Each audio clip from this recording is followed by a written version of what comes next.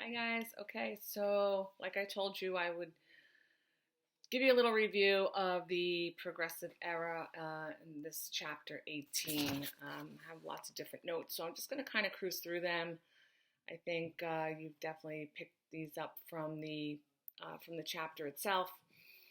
Some of the primary causes and the outcomes we have. This progressive era was definitely trying to purify the government. They were trying to modernize the government, and there was a focus on family, education, prohibition, and definitely women's suffrage. There was a great movement, I would say, to rid the government of corruption. And we have this muckraking that came about to really expose it, this journalism. But one thing it didn't do is really didn't give us any solutions. It was, they would wave the flag and bring attention to it, but again, without a solution. Um, and we have a lot of scandal going on, not only on local levels, but on federal levels as well. We definitely have the 18th and 19th Amendments, which were two of the most important outcomes of the progressive era.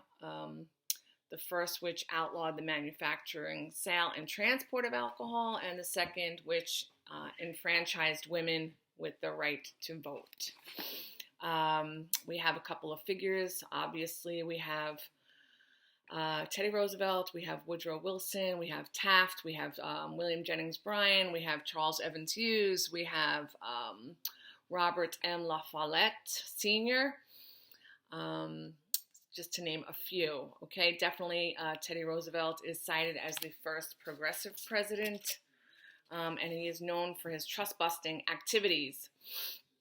Um, with all with all of these social and political movements that were taking place, um, it really this progressive era didn't do much for African Americans. Their plight continued after Reconstruction, as the Supreme Court affirmed the constitutionality of many racist Southern laws, and of course we have now Jim Crow laws coming around. Again, you have the terms. Hopefully that you looked at them. I'm sure you have. We have this theory behind progressivism, and this arose as a response to the vast changes brought about by modernization.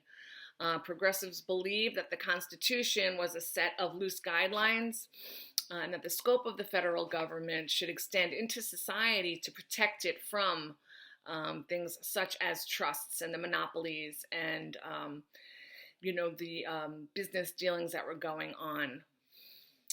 Despite the progressives' stance on federal aid and intervention, they sought support from local governments to lead the way into these social and economic reforms. So it was a bit of a contradiction there. Education was definitely democratized during this era. Progressive educators, such as John Dewey, they wanted every child to have an education, and they were definitely looking to create and seeking to create effective standardized tests to measure how well the children were being educated and how well they were learning. Progressives definitely believed that regulating businesses was important, but they disagreed about whether that would be best served by breaking up monopolies or by allowing them to exist, but with increased regulation. Okay, so we have this also another concept of the social gospel. All right, another historic figure, leader, Walter Rauschenbusch. He is the leader of the social gospel, and this movement applied Christian ethics to social problems. The social justices were important to the social gospel reformers. There were these social workers were post-millennialists. They believed that Christ would return to earth after humankind had worked through its sins. Interesting concept. And we also have an emergence of many new Christian churches that were established, and those included Christian Science and Jehovah's Witnesses at this time. Okay, another point. Let's go on to, we have this journalistic social criticism of the late 19th and early 20th centuries.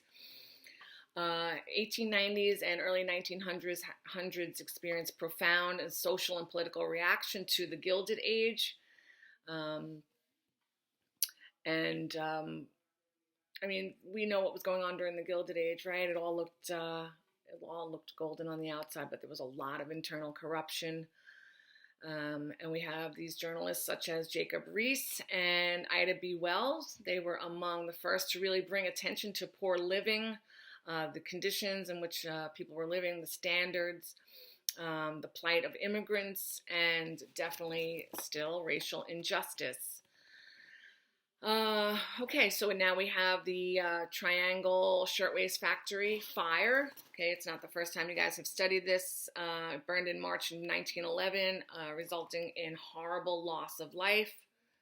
The casualties of fire were caused in large part by unsafe conditions, very unsafe conditions, and the prominence of the fire led to many, many reform laws.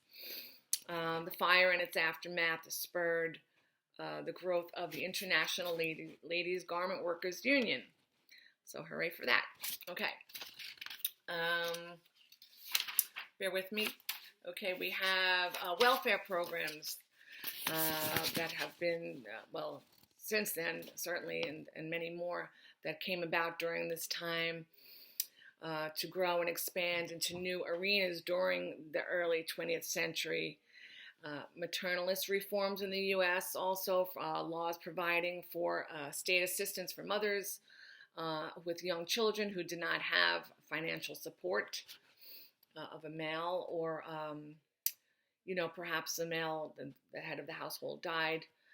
So they were really considering not only voting rights for women, but more domestic rights as well. The reforms started to create a mindset that the government was responsible and has an obligation to do this for its people, to protect and improve living standards, not only for the poor, but again, for women and children.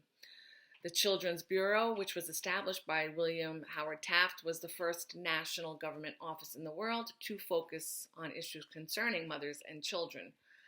And we have the Sherwood Act, also, that awarded pensions to all veterans. All right. And let's see what else. Examine. What do I want to? Okay, so we have the settlement house movement. The main objective of the movement was the establishment of these quote-unquote settlement houses in poor urban areas where the volunteer middle class, they would live. We have moving into houses in hopes of sharing knowledge and culture with and alleviating the poverty of their lower income neighbors. So really the sense of community was heightened during this time. By 1913, there were about 413 settlements in 32 states. The most famous settlement in America was Chicago's Hull House, and that was founded by the social reformer Jane Addams. Okay, so those were some of the notes that I wanted to touch upon, and if you guys would just bear with me. Grab the book that fell on the floor. I'm just going to cruise through the chapter for you guys, pull out a couple of things. Obviously, I don't know if you're watching the video, but, I always do try to help you guys. Okay, so you definitely want to know what progressivism is, the progressive movement, the principles, direct democracy, government efficiency, and government intervention, okay? The most extreme progressives were the socialists. We have this very widely accepted form of gas and water socialism. The constitutional progressivism, we have 16th Amendment, 17th, and 18th. The 16th, of course, has to do with taxes, okay? Federal income tax. The 17th Amendment, direct election of the senators, and 18th Amendment is regarding prohibition.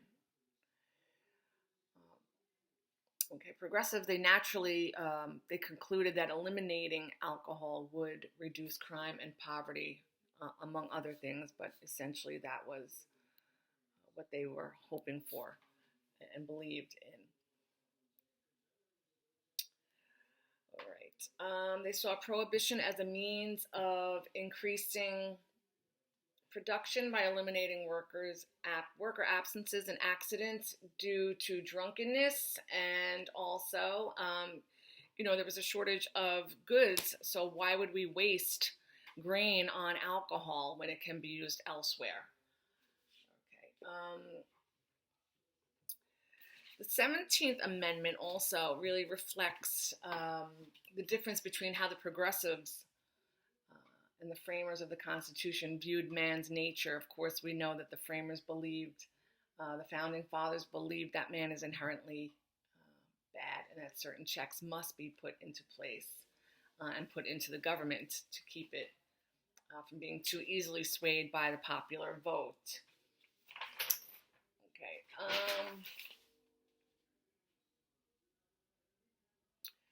19th Amendment, again, women's suffrage. This is not the beginning of the women's suffrage movement. It had been going on for quite some time. We have on page 390, personalities, muckrakers, yellow journalism, Robert La Follette. Page 391, Teddy Roosevelt. Okay, he definitely most closely associated with progressivism. Lots of interesting facts about him. Thanks to him, we have Mother's Day. He made it a national holiday. He loved the outdoors. He has a very interesting background. Okay, we have his square deal. Okay, belief that every man and woman should receive fair treatment and equal opportunity. During 7 years as president, he signed 1,007 executive orders. We have the regulations, or the Hepburn Act, that the railroads had to take the ICC to court to overturn the commission's decisions. We have Pure Food and Drug Act. We have the Meat Inspection Act. And,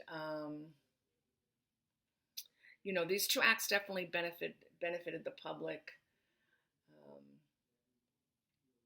And not to the extent that, as it says, that it had seriously hampered private production. It didn't. Okay. Big historic event, the coal strike, definitely the first instance of the federal government acting as a mediator in a labor dispute. Let's see what else. Okay. Teddy Roosevelt was all about the outdoors. He was very much an advocate for conservationism. Again, the Jim Crow laws, progressivism really didn't help the African Americans. Booker T. Washington, Up from Slavery, his most famous autobiography. An interesting read if you haven't read it. He believed that African Americans should just continue to improve themselves and educate themselves, and that eventually they would have to be acknowledged. The NAACP is formed. Roosevelt and the Big Stick. Speak softly and carry a big stick. It is a very common phrase. You might hear it often. That's where it comes from. Okay, Panama Canal, one of Roosevelt's favorite projects. Canal opened, linked ocean to ocean. It wasn't easy in the beginning. There was some strife between Panama, but eventually, after 10 years, we established and got it done. Roosevelt Corollary, another name for that is we basically played international police. And it was, it says he devised an addition to the Monroe Doctrine that became the Roosevelt Corollary. Okay, moving along here. Relations with Japan. We have the Gentleman's Agreement, slow Japanese immigration. We helped keep Japanese people basically in Japan. We had the Great White Fleet. Root Takahira Agreement. Both powers pledged to respect each other's territorial claims in the Pacific. And the Treaty of Portsmouth, which was definitely not one of his, it didn't grant him much favor. It was not well accepted. He negotiated the settlement. So let me see what else. The rift between Taft and Roosevelt also over conservation resulted from Taft's, he was very adamant in adhering to the law, and Roosevelt's tendency to interpret it loosely.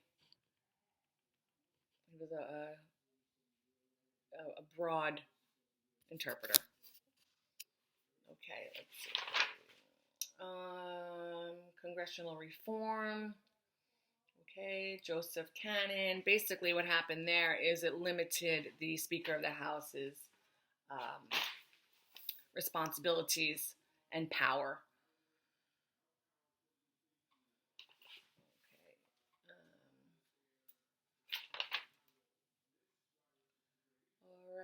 I'm going to stop there because I'm not sure if the video is working properly right now. So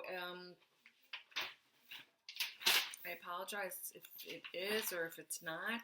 I will find out in a little while. I'll give you guys some more information tomorrow. I'll give you the answers to the last page I gave you, I believe, in the activity manual. And I think one more section quiz. Okay, tomorrow just study for the test. Or if you're watching it today, the test will be on Thursday. All right, so I hope this helped you guys. It's really hard to just make a video and not seeing actual people, but I appreciate your time. All right, love you guys, and I'll see you soon. Bye.